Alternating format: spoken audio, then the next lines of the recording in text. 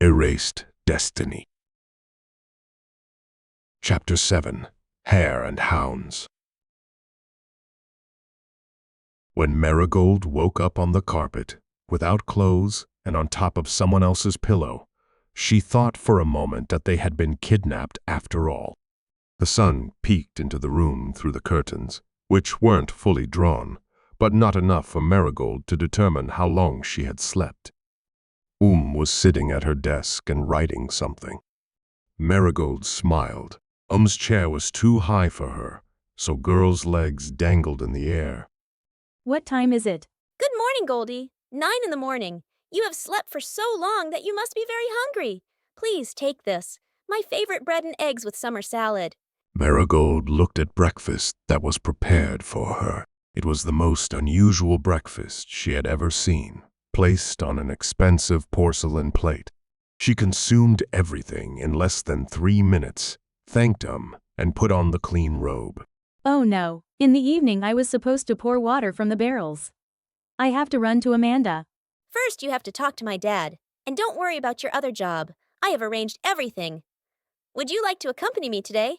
Sorry, but I really need to go. We will see each other after classes. Wait, I don't have classes today. I attend horse race. Merigold did not listen to Uma.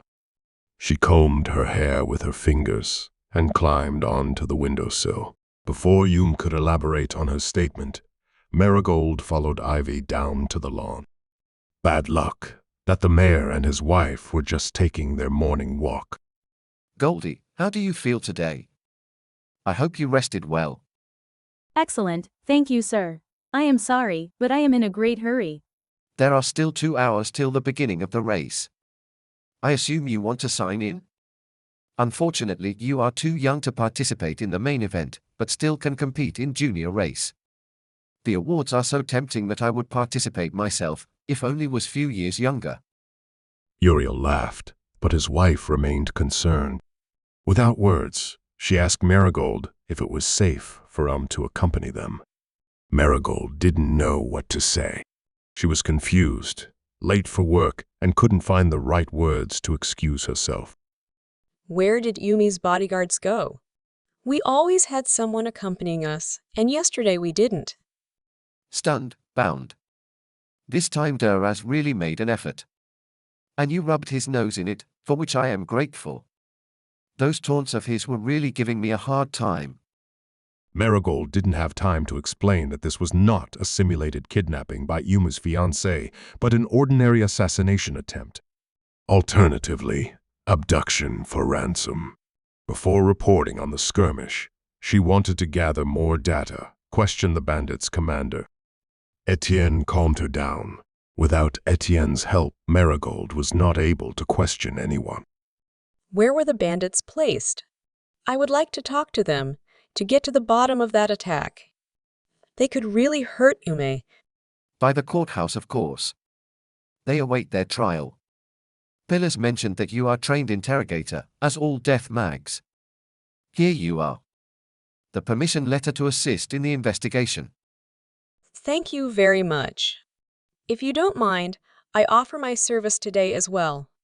I would protect Ume during the event, except for a few minutes required for my competition. Now, if you could forgive me, I need to sign up for the race. Of course we accept your generous offer. We will feel much calmer knowing that you watch over our little daughter. Yume has now the best grades in her group and we do not doubt that it is your merit. Please continue your hard work. Etienne politely said goodbye to the mayor and his wife and ran to the city's gate. Merigold protested and insisted on visiting Amanda first. Etienne found a good hideout to discuss the issue under the bridge. There are at least 5 reasons not to go to Amanda right now. You prefer to work with Umi, so you need to foster that relationship. Amanda pays poorly, the work is hard and lodging awful. Winning the race will give you more money than Amanda pays for a month. But I cannot ride a horse. There is no way I can win a race. Maybe you cannot, but I can. Don't worry about that. It is enough that you do not interfere. You wanted to participate in city's life, you said so yourself. And you will get something nice to talk to your parents about. Merigold gave up. She didn't like her job, but still hoped that Amanda won't be angry with her. Etienne ran to the registration point. She paid 1 silver coin, got badge with number 17, and joined the crowd awaiting the great race. Soon the mayor, his wife, Umi, and 4 bodyguards joined her. While waiting, Etienne showed Merigold her role swapping with Seeker's leader Nathan. He pretended to be the lady of the Crystal Palace, and she was watching over his safety. If she was not occupied with boring duties of the ruler, she could unleash her full magical potential and catch all assassins. While waiting, Etienne kept her eye on She looked for Nathan as well, for any handsome and incredibly agile boy of her age. She noticed Cyril, but without Joanna and Jargon. She saw many of Sintra's richest families, heirs of various businesses, but no one interesting enough to start a conversation with. The junior race itself was disappointing as well.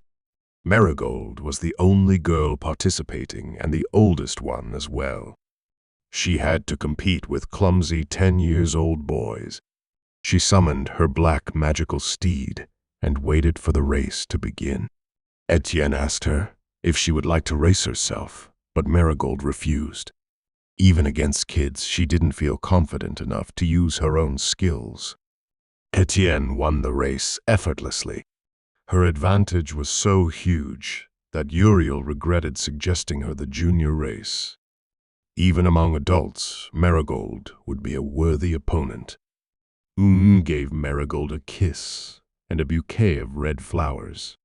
She got 20 silvers as well, a beautiful violet horse riding outfit, and the golden horseshoe. Few hours later, Merigold stood in front of Amanda's house. She swallowed her saliva. Tentatively, she looked inside.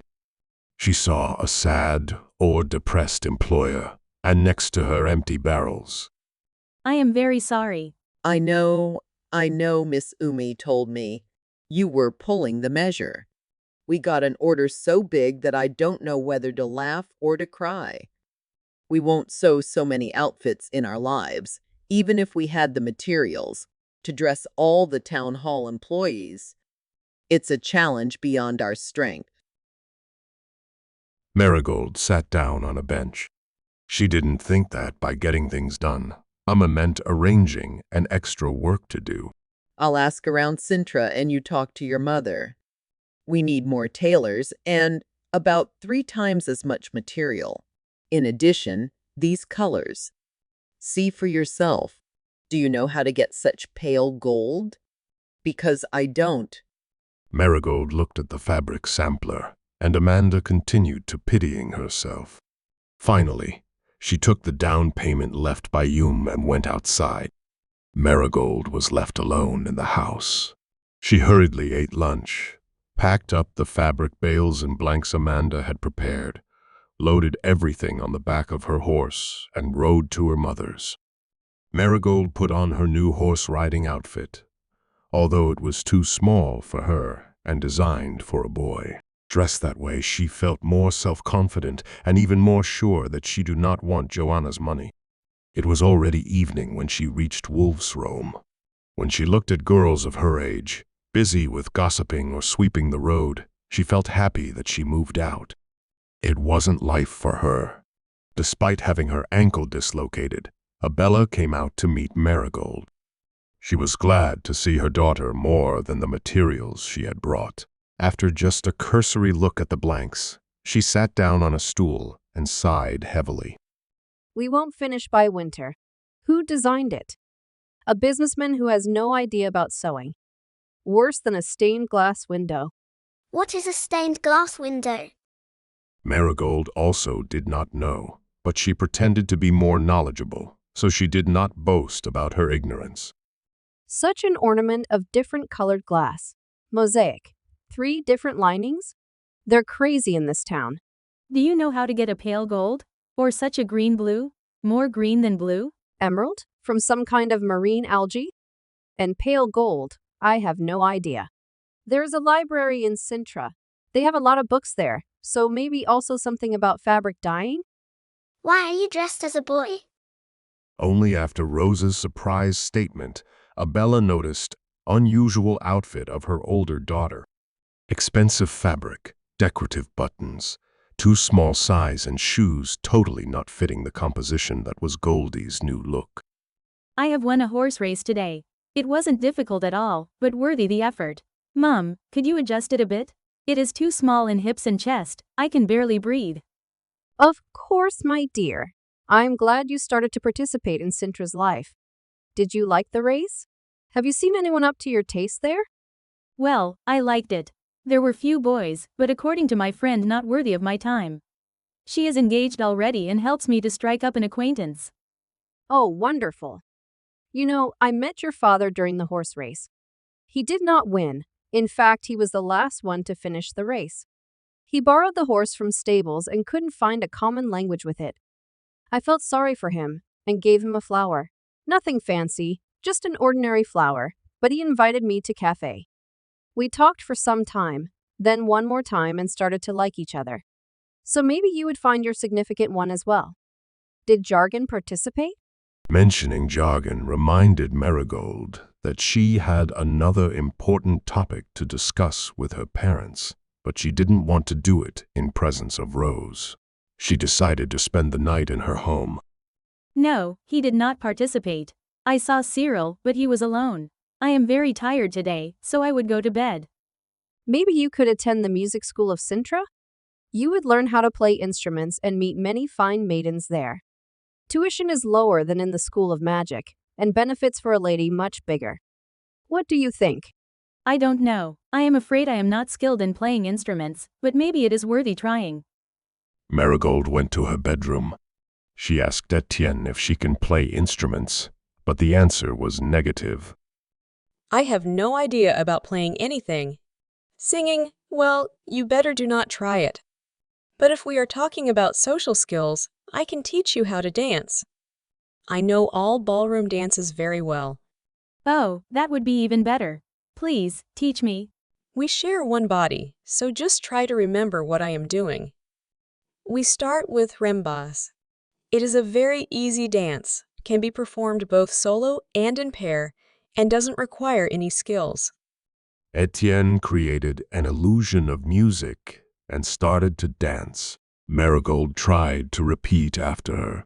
Both had fun while practicing social dancing, so they laughed it between figures. Abella looked through the keyhole. She was so glad seeing her daughter practicing social dance that she spent the whole night on reworking her outfit. Finally, Merigold started to behave like a girl.